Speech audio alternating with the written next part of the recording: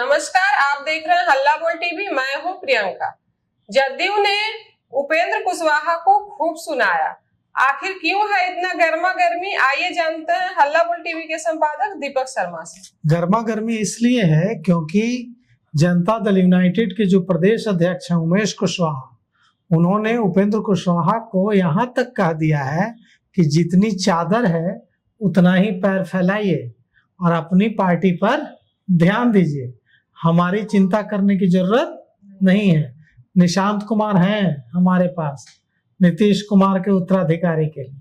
और यहाँ तक कह दिया है जनता दल यूनाइटेड के नेताओं ने, मदन सहनी और दूसरे नेताओं ने, कि निशांत कुमार की लोकप्रियता बढ़ती देखकर उपेंद्र कुशवाहा और कई लोग घबरा गए हैं और इसलिए ऐसी बातें की जा रही हैं। भारतीय जनता पार्टी ने भी उपेंद्र कुशवाहा को खूब सुनाया है।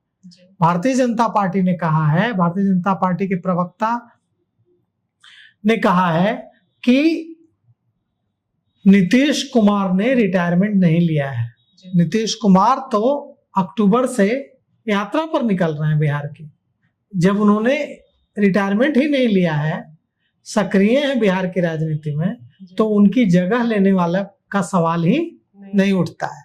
तो उपेंद्र कुशवाहा के एक लाइन से, उपेंद्र कुशवाहा के एक वाक्य से, उपेंद्र कुशवाहा की एक लाइन से बवाल मच गया है।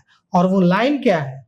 वो लाइन ये है कि उपेंद्र कुशवाहा ने कहा था पार्टी के आरएलएम के कार्यक्रम में कि बिहार में लोग इस पर चर्चा कर रहे हैं कि नीतीश कुमार ने अब जब बिहार की राजनीति से फुर्सत ले लिया है, मतलब रिटायर हो गए हैं, तो उनकी जगह कौन लेगा? तो उनकी जगह लेने के लिए मेरी पार्टी आरएलएम तैयार है। अब इसके बाद से बवाल मच गया है। अब एनडीए के भीतर इसको लेकर विरोध के स्वर उठ रहे हैं और राष्ट्रीय लोक मोर्चा के प्रमुख उपेंद्र कुशवाहा ने नालंदा में पार्टी के समीक्षा शिविर में जो कहा था कि नीतीश कुमार ने अब बिहार की राजनीति से फुर्सत ले ली है और इस विरासत को आगे बढ़ाने की जिम्मेदारी आरएलएम को संभालनी चाहिए। लेकिन इस पर जदयू के प्रदेश अध्यक्ष गर्म है।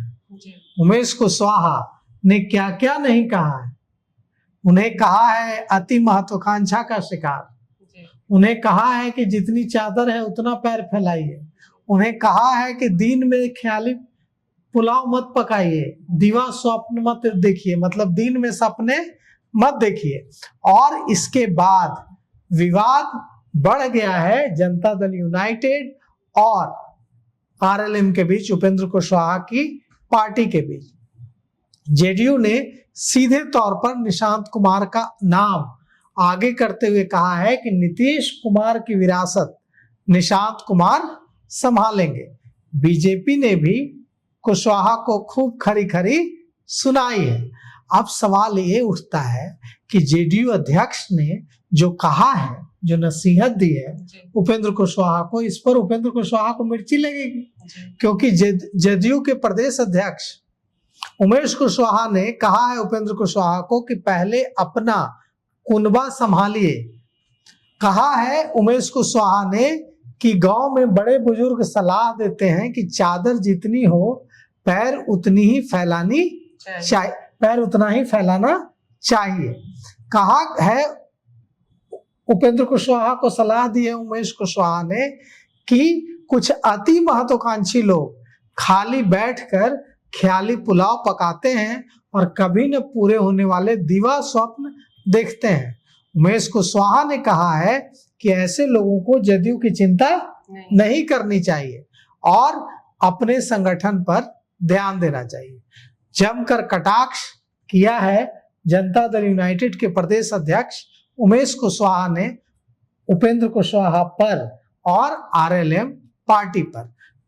इतना ही नहीं, संजय झा ने कहा है, संजय झा ने भी इस पर बयान दिया है, कहा है कि कहां कब रिटायर हो रहा है, वे तो सक्रिय है और बिहार की राजनीति में पूरी तरह से सक्रिय है और निकलने वाले हैं अक्टूबर में बिहार की यात्रा पर। इतना ही पर बात इतनी ही पर बात खत्म हो जाती तो लगता कि जदयू और आरएलएम के बीच की बात है, लेकिन भारतीय जनता पार्टी ने भी खूब सुनाया है इसको लेकर। बीजेपी ने कहा है, बीजेपी के प्रवक्ता ने कहा है कि नीतीश कुमार की विरासत की बात तो तब होगी जब वे राजनीति से संन्यास लेंगे। अक्टूबर से वे बिहार यात्रा पर निकलने वाले हैं। यहां तक कि आश्चर्यजनक ये बात है कि आरजेडी ने भी उपेंद्र कुशवाहा को सुनाया है। आरजेडी ने कहा है, आरजेडी की पार्टी प्रवक्ता अजय यादव ने कहा है कि उपेंद्र कुशवाहा पत्नी और अपने बेटे से तो बाहर सोच नहीं पाते हैं, वे क्या बिहार की विरासत संभालेंगे।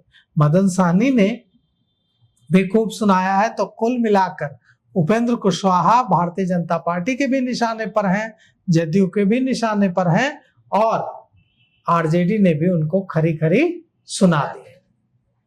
जी, तो सुना आपने, आपको इन सब को लेकर के क्या कहना है? अपनी राय हमें कमेंट बॉक्स में जरूर दीजिएगा। फिलहाल इस पेशकश में इतना ही। आगे की खबरों के लिए देखते रहिए हल्ला बोल टीवी। धन्यवाद।